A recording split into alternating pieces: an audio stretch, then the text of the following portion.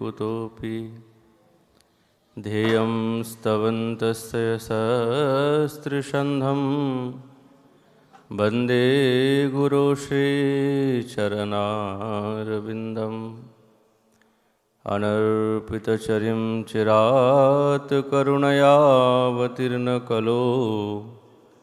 समर्पयितुमुन्नत उज्ज्वलरसा स्वभक्तिश्रियाम् हरिपुरटसुन्दरद्योतिकदम्बसन्दीपित सदा हृदयकन्दरे स्फुरतो वसचिनन्दन बर्हापीडाभिरामं मृगमदतिलकं कुण्डलाक्रान्तगण्डं कञ्जाक्षं कम्बुकण्ठं स्मितसुभगमुखं स्वाधरे न्यस्तवेनु श्यामं सन्तं त्रिभङ्गं रविकरवशनं भूषितं वैजयन्त्या वन्दे वृन्दावनस्थं युवतिशतव्रतं ब्रह्मगोपालवेशं हा कृष्णकरुणा सिन्धु दीनबन्धु जगत्पते गोपेशु गोपिकान्त श्रीराधाकान्त नमस्तुते तप्तकाञ्चन गौराङ्गी श्रीराधे वृन्दावनेश्वरी वृषभानुसुते देवी तं नमामि हरिप्रिये नारायणं नमस्कृत्यं नरं चैव नरोत्तमं देवीं सरस्वतीं व्यासं ततो जयमुदीरयेत् तुलसीकननं यत्र यत्र पद्मवनानि च पुराणपठनं यत्र तत्र सन्निहितः हरिः जय रूप सनातन भट्ट रघुनाथ श्रीजीव गोपाल भट्टदास रघुनाथ এই ছয় গোসাইয়ের করি চরণবন্দন যা হইতে বিঘ্ননাশ অভীষ্ট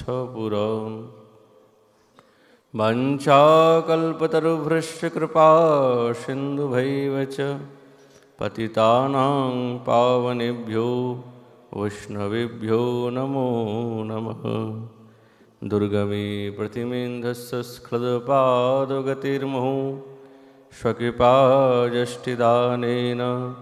सन्तसन्तवलम्बनम्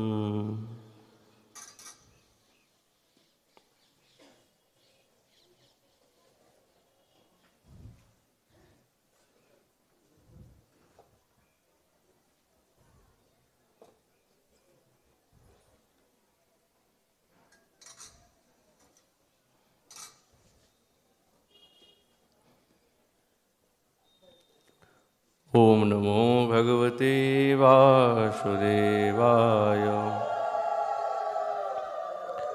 श्रीमद्भागवत महापुराणम्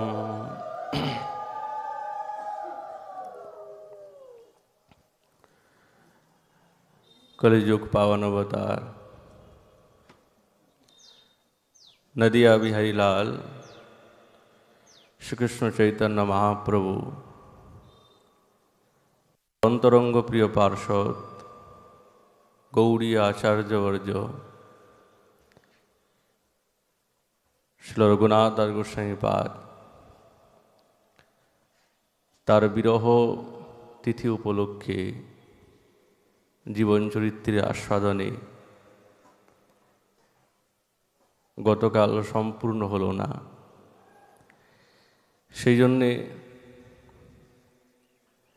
गोसाई जी के श्रीक्षेत्रे गौरांग सुंदरी श्री चरण प्रांते रघुनाथ दास गोस्वामीपाद सेवाते नित्य निरंतर युक्त आছেন। মহাপ্রভুর সঙ্গে যখন সাক্ষাৎকার হলো, মহাপ্রভুর মনে বড় বিশেষ আনন্দ। অনেক দিনের আকাঙ্ক্ষা এবং বলে রেখেছেন যে রঘুনাথ, আমি যখন নীলাচলে আসব তুমি আমার সঙ্গে সাক্ষাৎকার করবে। তো এই আশা, যেহেতু এনারা হচ্ছে নিত্যসিদ্ধ পরিকর, সমস্ত লীলা বিস্তার এনাদের দ্বারাই সম্ভব। রঘুনাথ যখন এসেছেন বড়ই আনন্দিত মনে, স্নান করে এসেছেন। স্নান করে আসার পর গোবিন্দ মহাপ্রভুর অধরামৃত যে প্রসাদ ছিল, প্রত্যহ জগন্নাথের প্রসাদ তিনি আস্বাদন করেন। তো সেই অবশিষ্ট অধরামৃত রঘুনাথকে দিলেন। আস্বাদন করা মাত্রই যেন মনের মধ্যে দিব্য আনন্দ এবং প্রেমের অনুভূতি। এ তো সাধারণ নয়। প্রসাদ পাওয়ার পর প্রভু রঘুনাথকে স্বরূপের হাতে তুলে দিয়েছেন। স্বরূপ দামোদরকে বলছেন, শোনো, এই রঘুনাথকে তোমার পুত্র বা ভৃত্য করে রাখবে। ওই জন্য সেই থেকে স্বরূপের রঘু বলে বিখ্যাত হয়ে গেল। স্বরূপের রঘু। নিজের শিষ্যবৎ এবং ভৃত্যের মতন তার শুশ্রূষা করতেন। কোনো যদি প্রশ্ন থাকতো, যাবতীয় মনের মধ্যে সন্দেহ থাকতো, সবই তিনি স্বরূপ দামোদরকে জিজ্ঞাসা করতেন। প্রত্যহ কয়েকদিন গোবিন্দ এই প্রকার মহাপ্রভুর অধরামৃত রঘুনাথকে দেয়। আর রঘুনাথ এই দিব্য প্রসাদ আস্বাদন করে আনন্দের দিব্য পারাবারে ডুবে যায়। এ তো কোনো সাধারণ নয়। কিন্তু কিছুদিন নেওয়ার পর দেখছি রঘুনাথ আর নেয় না, আর নেয় না। প্রভু জিজ্ঞাসা করছেন, গোবিন্দ, রঘুনাথ আসে না, দেখি না তো, প্রসাদ নেয় না তো। প্রভু, রঘুনাথ তো আর আসে না, নেয় না, সিংহদ্বারে ভিক্ষা করে, দাঁড়িয়ে ভিক্ষা করে। মহাপ্রভু এই সংবাদ শুনে বড় প্রসন্ন হলো। বাহ বাহ বাহ, খুব ভালো, খুবই ভালো। পরাপেক্ষা করা উচিতই না। ভিক্ষা করে যা মাগে, যা পায় তাই ভোজন করে, এইটাই ভালো। প্রভুর দেখুন কেমন এই জগৎকে শিক্ষা দেওয়ার জন্য রঘুনাথকে সামনে রেখে জগৎকে শিক্ষা দিচ্ছেন এবং আচরণ করছেন রঘুনাথ। একজন রাজার সন্তান বলে কথা, কোনো বস্তুর অভাব নেই, কিন্তু এমন কি প্রেম, যেই প্রেমের কারণে তাকে এই বৈরাগী বানিয়ে দিল। এমন বৈরাগী, বিষয়ের প্রতি তার কোনো অভিনিবেশই নাই, বিন্দু মাত্র নেই, স্বপ্নেতেও নাই। সাক্ষাৎ তো দূরের কথা, স্বপ্নেতেও নাই। প্রভু বলছেন, বৈরাগী করিবে সদা নাম সংকীর্তন, মাগিয়া খাইয়া করে জীবন ভরণ। যারা বৈরাগী তারা সর্বদা নিত্য নিরন্তর নাম সংকীর্তন এবং ভজনে মত্ত থাকে। যা মাগে পায় কেবলমাত্র জীবনটা ধারণ করবে। মহাপুরুষ দেখুন কত বড় শিক্ষা। বৈরাগী হইয়া যেবা করে পরাপেক্ষা। যদি কেউ পরাপেক্ষা, বৈরাগী কিন্তু পরাপেক্ষা। কার্য সিদ্ধি নহে কৃষ্ণ করেন তারে উপেক্ষা। যেই কার্য সিদ্ধির জন্য এসে উপস্থিত হয়েছে, ওই কার্যটা সিদ্ধি হবেই না বরঞ্চ সাক্ষাৎ গোবিন্দ পর্যন্ত তাকে উপেক্ষা করে দেবেন। যেই বস্তু প্রাপ্ত করতে এসেছিলাম মহারাজ, তার থেকে দূরে সরে যাব, পরাপেক্ষা না। বৈরাগ্য বৈরাগী হইয়া করে জিহ্বার লালস, পরমার্থ যায় আর হয় রসের বশ। আচ্ছা, এই যে মহাপ্রভু শিক্ষা দিচ্ছেন কেবলমাত্র বৈরাগীর জন্য নয়,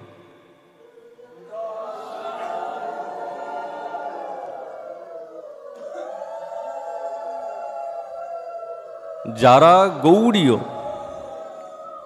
যারা আমাদের আচার্যগণের আনুগত্যে ভজন সিদ্ধান্ত অগ্রসর হচ্ছে,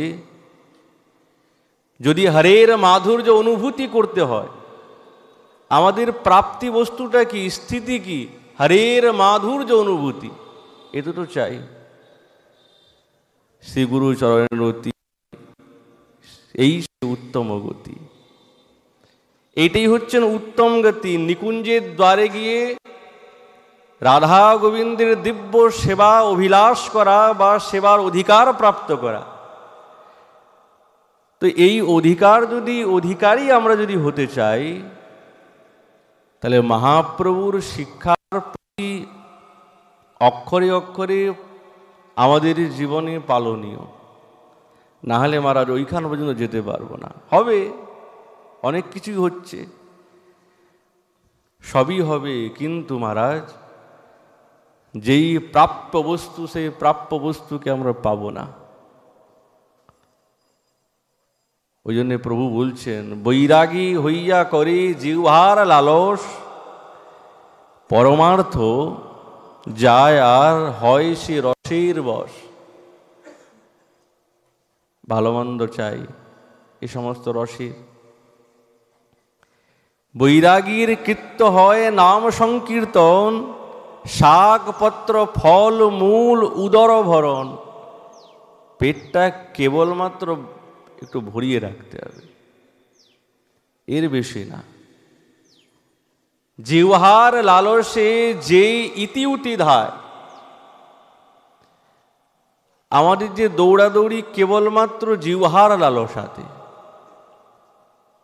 যাই কিছু করি, কার্যকলাপ যা কিছু হচ্ছে প্রায়শ জিহ্বার লালসাতে। ওই জন্য প্রভু বলছেন, ইতিউতি যে এই জিহ্বার লালসাতে দৌড়াচ্ছে, শিষ্ণৌদর পরায়ণ কৃষ্ণ নাহি পায়,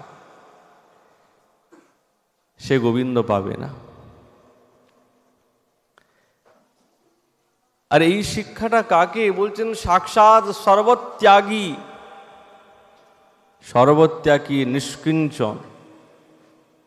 নাস্তি কিঞ্চনা বৃত্তি ইতি, নিষ্কিঞ্চন তো যার জীবনে কোনো বৃত্তি নাই, কোনো বৃত্তি নাই, কোনো অন্য চেষ্টা নাই। বৃত্তি শব্দের অর্থ হচ্ছে চেষ্টা।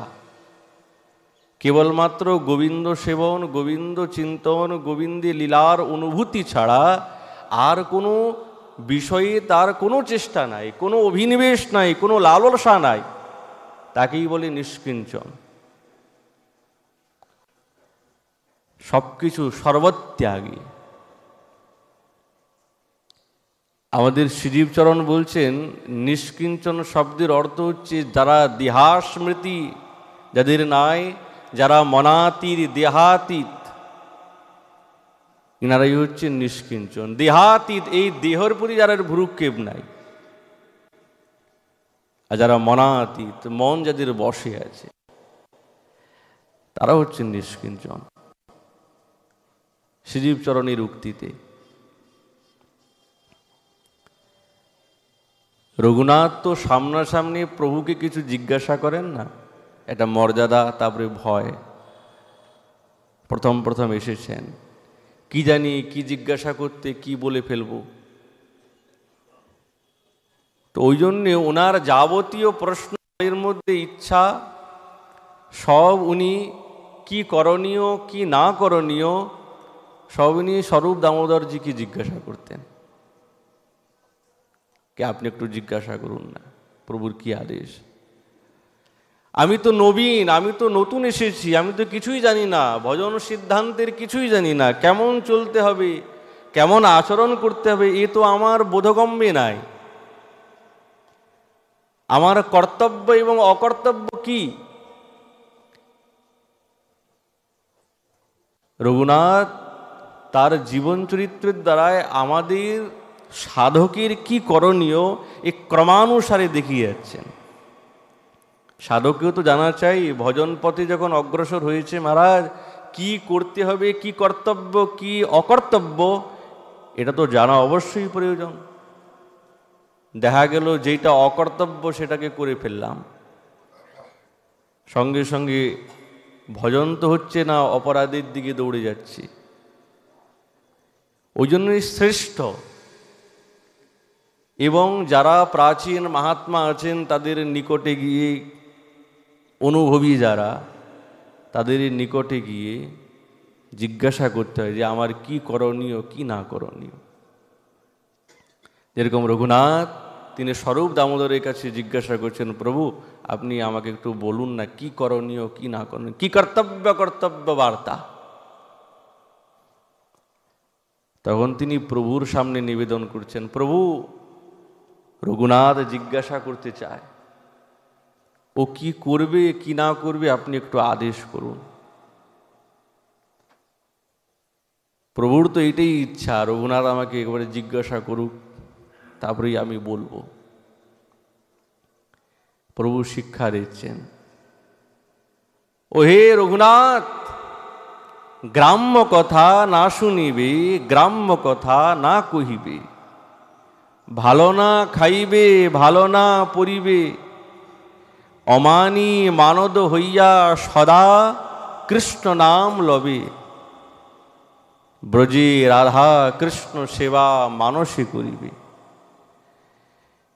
এই দুইটি পয়ারে রঘুনাথকে তার জীবনের সার তত্ত্ব বলে দিয়েছেন। এর বেশি আর কিছু জানার প্রয়োজনও নাই, এটাই সার।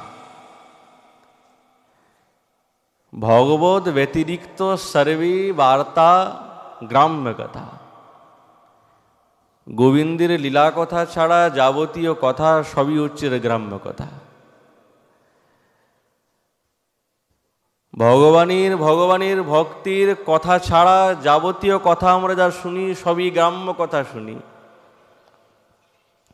ওই কথার দ্বারায় না তো মন শুদ্ধি হয়, না চিত্ত শুদ্ধি হয়, না দেহ শুদ্ধি হয়, না পরমার্থ শুদ্ধি হয়, কিছুই শুদ্ধ হয় না, কেবল অশুদ্ধই অশুদ্ধ।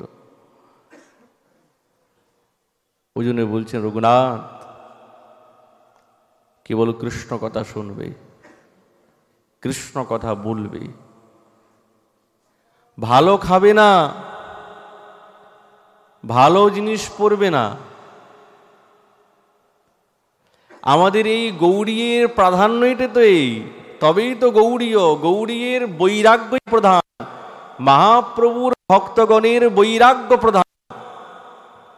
মহাপ্রভুর যারা ভক্ত, যারা গৌড়ীয়, গৌড়ীয় নয় গৌড়ীয়, গৌড় দেশে যেই ধর্মের প্রকাশ হয়েছে তাকে বলে গৌড়ীয়, তত্রভব। কেন মহাপ্রভু অবতীর্ণ হয়েছেন গৌড় দেশে, ওই জন্য হচ্ছেন আমরা সকলেই হচ্ছেন গৌড়ীয়। এর প্রমাণ হরিদাস দাসজি তার গ্রন্থে বর্ণনা করেছেন, গৌড়ীয় শব্দে প্রাচীন থেকেই চলে আসছে। ওই জন্য আমরা সকলে বলি গৌড়ীয়, ড র না। গৌড় দেশে ভব ইতি গৌড়ীয়। তো গৌড়ীর যারা গৌড়ের পরিকর এবং মহাপ্রভুর যারা ভক্ত, বৈরাগ্য প্রধান। আর আমাদের ভজন সাধনের পদ্ধতি হচ্ছেন আচার্যগণের আনুগত্যে, আর কারো না, তাদের আনুগত্যেই আমাদের ভজন। ওই জন্য আমরা বলি রূপানুগ, হ্যাঁ, অন্য কিছু তো বলি না। তো যদি তাদের আনুগত্যে আমাদের ভজন হয় তো মহারাজ তাদের আচরণটাও তো আমাদের জীবনের মধ্যে কিঞ্চিত কিঞ্চিত কিঞ্চিতই হোক, ওই বিষয় নিয়ে চলতে হবে। এটাই তো তারতম্য। মহাপ্রভুর ভক্তগণের বৈরাগ্য প্রধান, যাহা দেখি প্রীত হন গৌর ভগবান। যখন ব্রজের থেকে কোনো বৈষ্ণব যেতেন তো প্রভু রূপ সনাতনীর বার্তা জিজ্ঞাসা করতেন, আর সেই বৈষ্ণব রূপ সনাতনীর দিব্য বৈরাগ্যের কথা যখন বাখান করতেন না, তখন প্রভু ঝরঝর করে কাঁদতেন, বড় প্রসন্ন হতেন। বা বা, এরাই তো আমার, এরাই হচ্ছে আমার। তাই আজ প্রভু বলছেন, রঘুনাথ ভালো না খাইবে, ভালো না পরিবে, ভালো পড়বে না, ভালো করবে না, বৈরাগ্য প্রদান। ছেঁড়া কাথা, নেড়া মাথা, মুখে কৃষ্ণ গুণগাথা, এই তো বৈরাগ্যের পরিচয়, এর বেশি কিছুই পরিচয় নয়। পরিধানে ছেঁড়া বহির্বাস, হ্যাঁ, সহস্র ছেঁড়া, আর সকলকে সম্মান দেবে। তৃণাদপি শুনিছেন তরুরিব সহিষ্ণুনা, অমানি মানদেন কীর্তনিয়া সদা হরি। মহাপ্রভুর এই শিক্ষা, এটাই পয়ারে বললেন, অমানি মানদ হইয়া কৃষ্ণ নাম সদা লবে, ব্রজে রাধা কৃষ্ণ সেবা মানসে করিবে। এই দেখুন স্মরণাঙ্গ ভজনও বলে দিলেন, মনের দ্বারা স্মরণ করতে হবে রাধা গোবিন্দে। দেহশুদ্ধি নাই তো মনশুদ্ধি কি করে হবে মহারাজ? কিন্তু হ্যাঁ, ক্রমানুসারে হবে, তাড়াতাড়ির বস্তু না। তাড়াতাড়ি করে কেউ এগিয়ে যাবে এ কিন্তু সম্ভব না। আমাদের ভজন পদ্ধতিটাই এমন কঠিন, একদিকে খুব সরল, আরেক দিকে খুব সাবধানে দেখে দেখে পা ফেলিয়ে চলতে হয়। এই আজ্ঞা পেয়ে রঘুনাথের চরম বৈরাগ্য। একদিন শিবানন্দ সেন তিনি সমস্ত গৌড়ীয় ভক্তগণকে নিয়ে নীলাচলে এসে উপস্থিত হন। তখন তিনি রঘুনাথের সঙ্গে সাক্ষাৎকার করেন, আর উনার পিতা উনাকে 400 মুদ্রা দিয়েছিলেন, সে 400 মুদ্রা প্রদান করলেন। সেই এত টাকা দিয়ে তিনি করবেন কি? মনে মনে ভাবছেন, আমি তো বিষয়ের আকাঙ্ক্ষা করি না, কিন্তু বিষয় এসছে আমার কাছে, এটাকে সৎ কাজে লাগাতে হবে। তখন তিনি সেই 400 মুদ্রার দ্বারায় মহাপ্রভুর ভোগ দিতেন। বহুদিন চলল, 2 বছর এইভাবে কেটে গেল। রঘুনাথ আর নিমন্ত্রণ করে না। একদিন জিজ্ঞাসা করছেন প্রভু স্বরূপ দামোদরকে, আরে স্বরূপ বলো তো, রঘুনাথ তো আগে আমাকে নিমন্ত্রণ করতো, এখন তো কই আমাকে তো নিমন্ত্রণ করে না। আগে খুব বেশ ভালো মন্দ খেতাম, আর তো নিমন্ত্রণ করছে না। স্বরূপ দামোদর বলছেন, প্রভু কি জানি কেন নিমন্ত্রণ করে না, দেখি। রঘুনাথকে জিজ্ঞাসা করছে, প্রভু তো জিজ্ঞাসা করলো, তুমি তো আগে নিমন্ত্রণ করতে প্রভুকে, এখন নিমন্ত্রণ করো না, কারণ কি? রঘুনাথের গভীর দেখুন, গভীরতা দেখুন। বলছে, না না, আমার মনে হচ্ছে প্রভুর যেন কোথাও না কোথাও একটু বিঘাত ঘটছে, উনি পছন্দ করছেন না অন্তরে। কেননা যাবতীয় বস্তু সবই হচ্ছেন বিষয়, বিষয়ীর অন্ন তো, এটা প্রভুকে ভালো লাগছে না, ওই জন্য নিমন্ত্রণ বন্ধ করে দিয়েছি। বিষয়ীর অন্ন খাইলে মলিন হয় মন, আর মলিন মন হইলে নহে কৃষ্ণের স্মরণ। যেই মনের মধ্যে মলিনতা থাকবে, সেই মনের দ্বারাই গোবিন্দ স্মৃত হবে না, চিন্তিত হবে না। রঘুনাথের এই কথা শুনে স্বরূপ দামোদর বড় প্রসন্ন হলেন। বাহ! একদিন জিজ্ঞাসা করলেন গোবিন্দকে, ও হে গোবিন্দ, রঘুনাথ কি করে, কি খায়, দেখি না তো। বলছে, প্রভু আগে তো ভিক্ষা মাগতো, এখন ভিক্ষাও মাগে না, এখন ওই ছত্র মেঘে খায়। বাবা, ভালো হয়েছে, খুব ভালো হয়েছে। সিংহদ্বারে দাঁড়িয়ে দাঁড়িয়ে ভিক্ষা মাগতো, সিংহদ্বারে ভিক্ষাবৃত্তি বেশ্যার আচার, খুব ভালো হয়েছে। বাবাই বা, আগেও বললো ভালো হয়েছে, এখন যখন ছেড়ে দিয়েছেন এখন বলছে এটা ভালো হয়েছে। তো আগেই বলতে পারতেন। জগৎকে শিক্ষা দিচ্ছেন যে কেমন ক্রমানুসারে মনের মধ্যে বৈরাগ্য উৎপন্ন হয়, ক্রমানুসারে, ক্রমে ক্রমে, ধীরে ধীরে।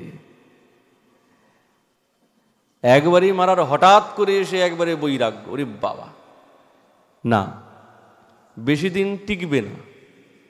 আচার্যগণের পদ্ধতি ওই রকম, এই রকম পদ্ধতি, ধীরে ধীরে ক্রমানুসারে।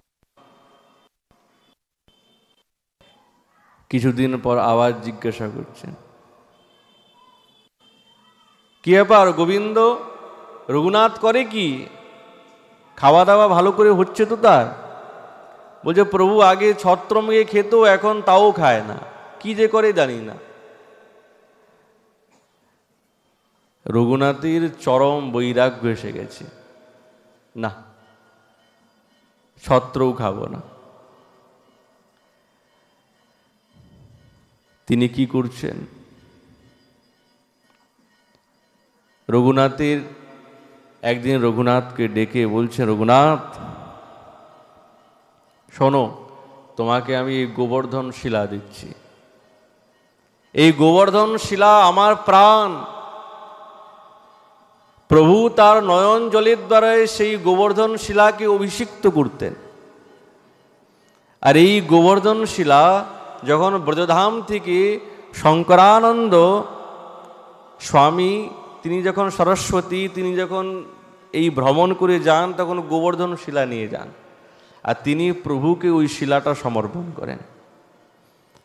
সেই শিলাকে কখনো বুকে জড়ান, কখনো নিজে নেত্রবিন্দুর দ্বারা অভিষেক করেন। এই প্রাণীর শিলাকে, গোবর্ধন শিলাকে রঘুনাথের হাতে দিলেন, নাও তোমাকে দিলাম। আর গুঞ্জামালা, সেই শিলা পেয়ে রঘুনাথের মনে বিশেষ আনন্দ, আমি অপ্রাকৃত বস্তু পেয়ে গেছি। আর একটা কুজা দিয়েছেন, সেই কুজা দিয়েছেন স্বরূপ দামোদর, সেবা ইত্যাদি করবে, কিছুই নাই, বৈরাগী তো, ঘরে কিছুই নাই, তো একটা জল আনার জন্য কুজো দিয়েছেন, তুম্বাদ দ্বারায় তৈরি।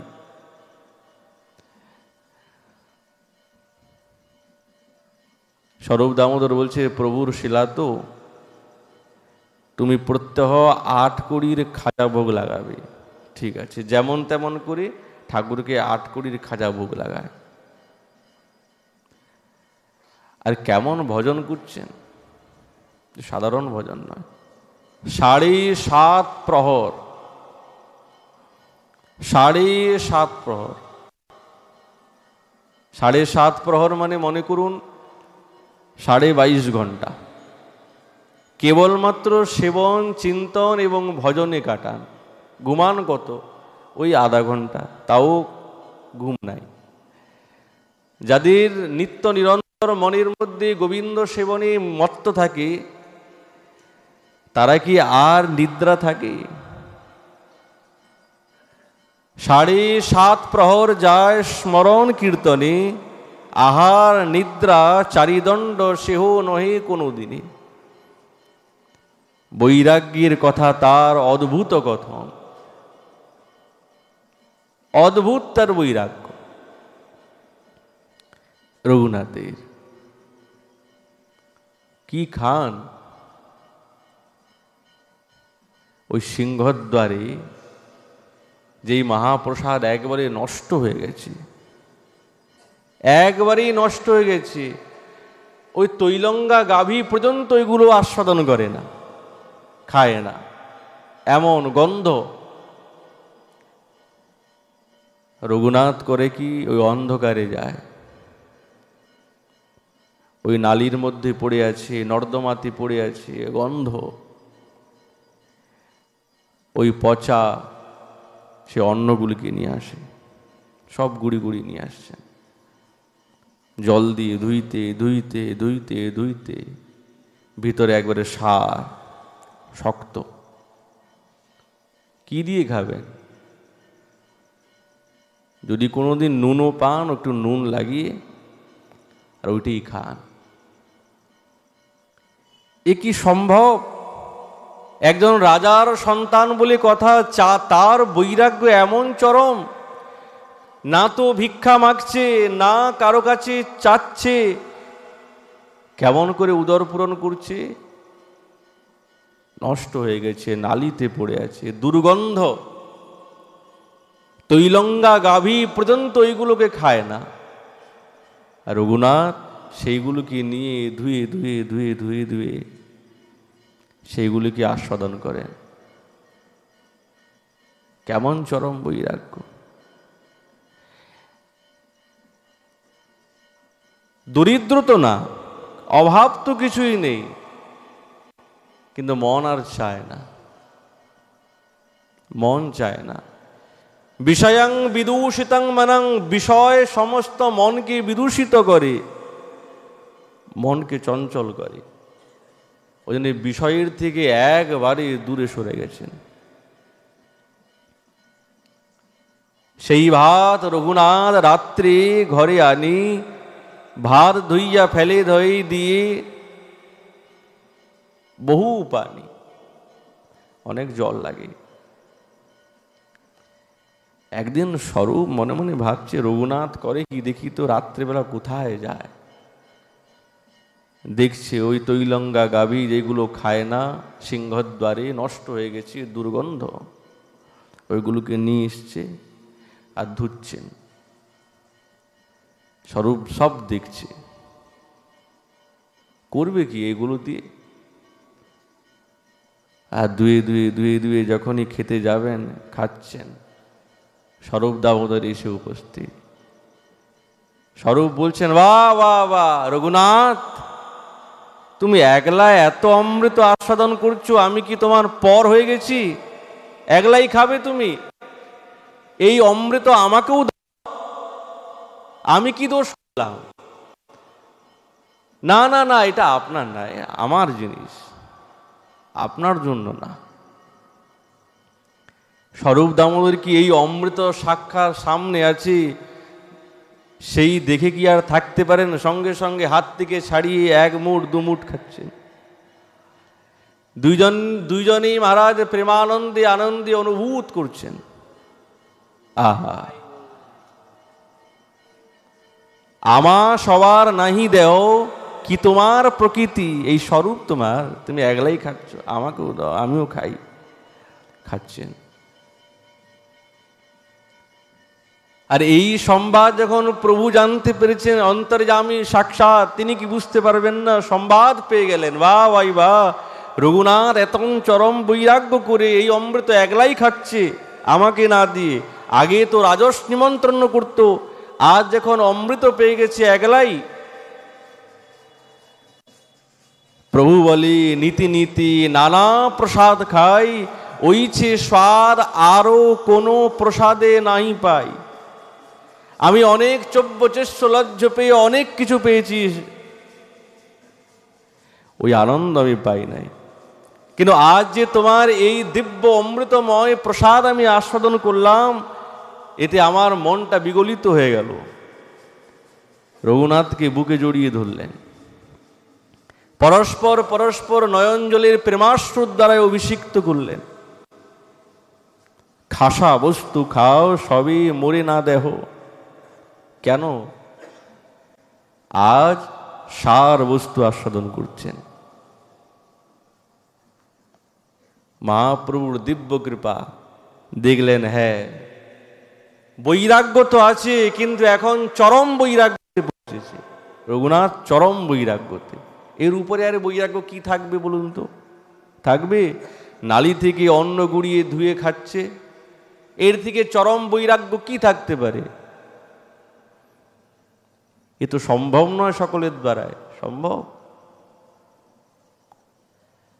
আমাদের অধরামৃত নিতেই নিষ্ঠা নাই, আর নালি থেকে গুড়িয়ে খাবো? রঘুনাথ জগৎকে শিক্ষা দিয়েছেন। প্রভু রঘুনাথের দ্বারা এই জগৎ কি দেখাচ্ছেন, দেখো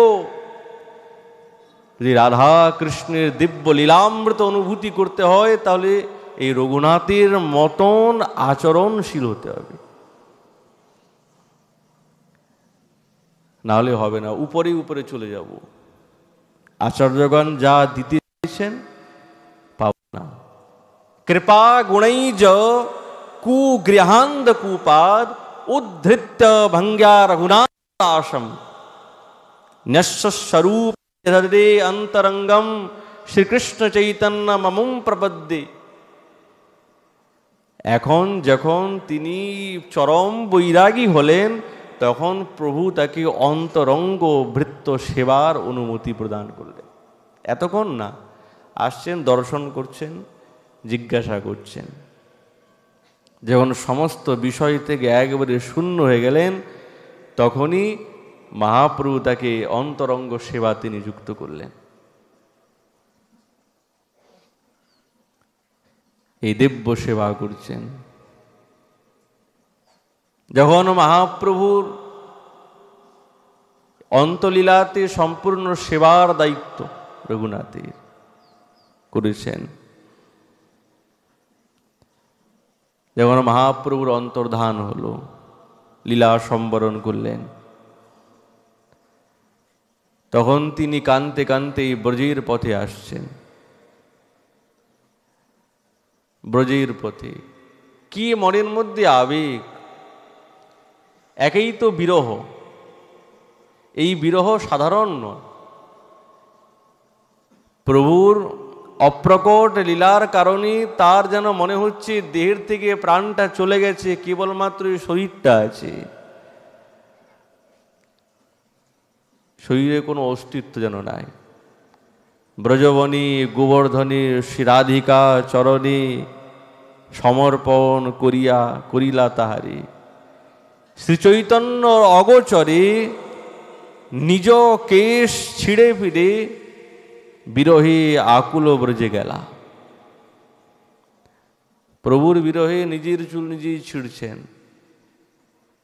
মনের মধ্যে এই আকাঙ্ক্ষা, দেহত্যাগী করি মনে গেলা গিরি গোবর্ধনে, দুই গোসাই তাহারে দেখিলা। রূপ সনাতন দেখছেন রঘুনাথের কথা, এদিকে সংবাদ পেয়েছে রঘুনাথ আসবে। রূপ সনাতন গোস্বামী পার বলছে, আরে না না, তুমি এরকম দেহত্যাগ করলে হয়? এই শরীরটা তোমার না, এটা তো প্রভুর দেওয়ার শরীর, এরকম করো না। নিজের ভৃত্য এবং নিজের তৃতীয় ভাই করে নিজের নিকটে রেখেছেন, আজ্ঞা দিয়েছেন, যাও তুমি রাধাকুণ্ডীর তটে বসে ভজন করো। কেমন বৈরাগ্য! ছেঁড়া কম্বল পরিধান, বন ফল গব্য খান, অন্ন আদি না করি আহার। 3 সন্ধ্যা স্নান করি, স্মরণ কীর্তন করি, রাধা পদ ভজন তাহার। পরিধানে কিছুই নেই, সব এইরকম ছেঁড়া বহির্বাস। 56 দণ্ড রাত্রি দিনে রাধা কৃষ্ণের গুণগানে, স্মরণেতে সদাই গোয়ায়। 4 দণ্ড স্তুতি, 4 দণ্ড স্তুতি থাকি, 4 দণ্ড স্তুতি করে রাধা কৃষ্ণ দেখে। এক তিল ব্যর্থ নাহি যায়। সময় তো নাই, সময়টাকে ব্যর্থ চলে গেলে তো হবে না। প্রত্যেকটি সময় প্রত্যেকটি ক্ষণ গোবিন্দের চিন্তনে, রাধা গোবিন্দের লীলাস্মরণে লাগাতে হবে। গৌরাঙ্গীর পাদাম্বুজি রাখে মন ভৃঙ্গরাজি, স্বরূপের সদাই ধ্যায়। অভেদ শ্রীরূপ সনে গতি যায় সনাতনে, ভট্টযুগ প্রিয় মহাশয়। শ্রীরূপের গুণ যত, তার পদে আশ্রিত অত্যন্ত বাৎসল্য যার জিরে। কেমন ভাব! সর্বদা নিত্য নিরন্তর ভজনে মগ্ন থাকেন। একবার রাধাকুণ্ডের তটে ভজনে মত্ত আছেন তো কেমন দেখুন আমাদের সাধন ভজনের যে প্রবৃত্তি সে রঘুনাথ গোস্বামীপাদ দেখিয়ে গেছেন। যেহেতু উনি রতি মঞ্জুরি, ওই জন্য তিনি দেখিয়ে গেছেন কেমনভাবে সাধক জীবনে এই সিদ্ধিস্তরে পৌঁছে রাধা গোবিন্দের সেবার ভাগীদারি হওয়া যায়। ওই জন্য বলছেন আমাদের আচার্যচরণ, তদকুণ্ড মধ্যমপি তদুকুলা কালমেব সংসেব্যমানমপি কিং নুকরিষ্যমিহ তৎকুণ্ড মধ্যে। একবার চিন্তন করছেন তো ভজনে প্রবেশ করেছেন, ওই সিদ্ধ স্বরূপে চিন্তন করছেন। করতে করতে লীলাটা ফুটে উঠেছে মধ্যাহ্নের লীলা। আর এই মধ্যাহ্নে রাধা গোবিন্দের সেই রাধা কুণ্ডের জলে জলকেলি, যখন জলকেলি হচ্ছে, জলকেলি লীলা হতে হতে হতে হতে বৃন্দাবনেশ্বরীর শ্রীচরণের একটি আংটি হারিয়ে গেল, খুলে পড়ে গেছে। সকলেই খুঁজাখুঁজি, কেউ আর সমস্ত সখীগণও আছেন, খুঁজে আর কেউ পাচ্ছেন না, কেউ পাচ্ছেন না। সঙ্গে সঙ্গে এই রতি মঞ্জরি রঘুনাথ গোস্বামীপাদ এই কুণ্ডের মধ্যে ঝাঁপ দিয়ে ঢুকলেন, আর প্রবেশ করে অনেকক্ষণ অন্বেষণ করে আংটিটা খুঁজে পেয়েছেন। কি দিব্য! আংটিটা নিজেই বৃন্দাবনেশ্বরীর শ্রীচরণে পরিয়ে দিলেন। আর যখন পরিয়ে দিয়েছেন কি আনন্দ মনে! আচ্ছা, উনি তো এই সাধক স্বরূপে ছিল, কিন্তু সাধনা করতে করতে চিন্তনে এমন গভীরতাতে প্রবেশ করেছেন, তিনি সাক্ষাৎ ওই লীলাতে প্রবেশ করলেন মঞ্জুরি স্বরূপে, এই স্বরূপে নয়। আর বৃন্দাবনেশ্বরীর শ্রীচরণে আংটিটা পরিয়ে দিলেন,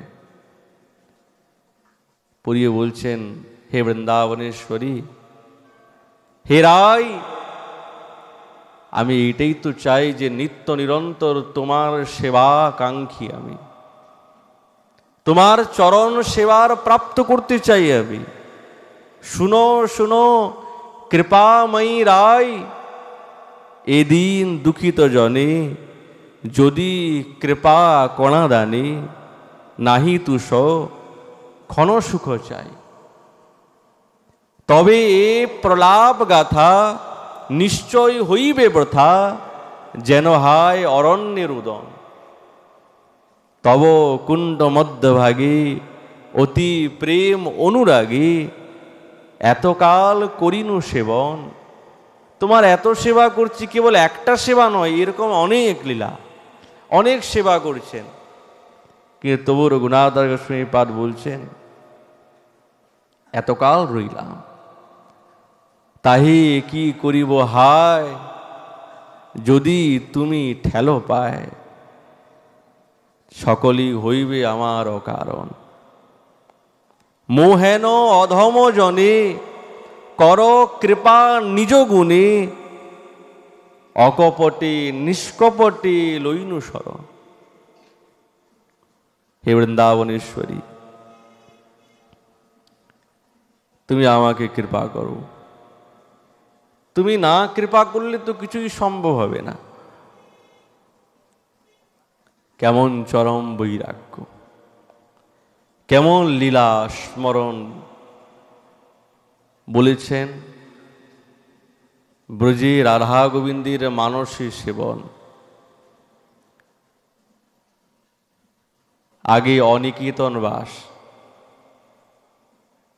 অনিকেতন বাস। তো সেই সময়ে তো গভীর অরণ্য ছিল,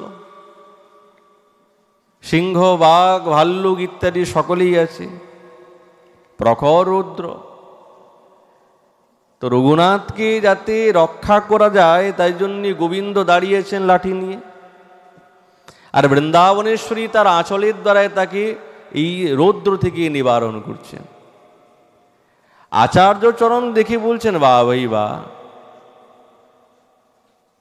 রঘুনাথ কার ভজন করো?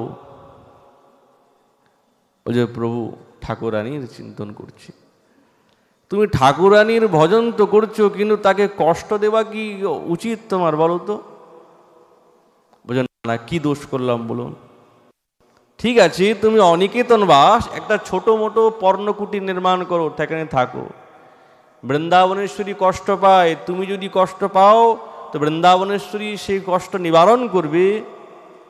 সাধক কোনোদিন রাধা গোবিন্দের আমাদের ঈশ্বরকে আমরা কি কষ্ট দিতে চাই? কোনো বিষয়ে কষ্ট দিতে চাই না। যদি আমাদের কারণে তার কোনো কষ্ট হয় তাহলে আমরা ঐকান্তিক ভক্তনিষ্ঠ না, তার সুখেতে আমরা সুখী। এই তো রাগানুগীয় ধারাই হচ্ছে এই, তোমার সুখেতে আমি সুখী, আমার সুখেতে তুমি সুখী হবে তা না। তুমি কি করে সুখী হবে? তোমার যাতে কোনো কষ্ট না হয়। তখন তিনি একটা ছোট্ট পর্ণকুটি, তালপাতা দিয়ে ইত্যাদি দিয়ে ছোট্ট পর্ণকুটি নির্মাণ করে ওইখানে ভজন করছেন, এই রাধা কুণ্ডের তটে।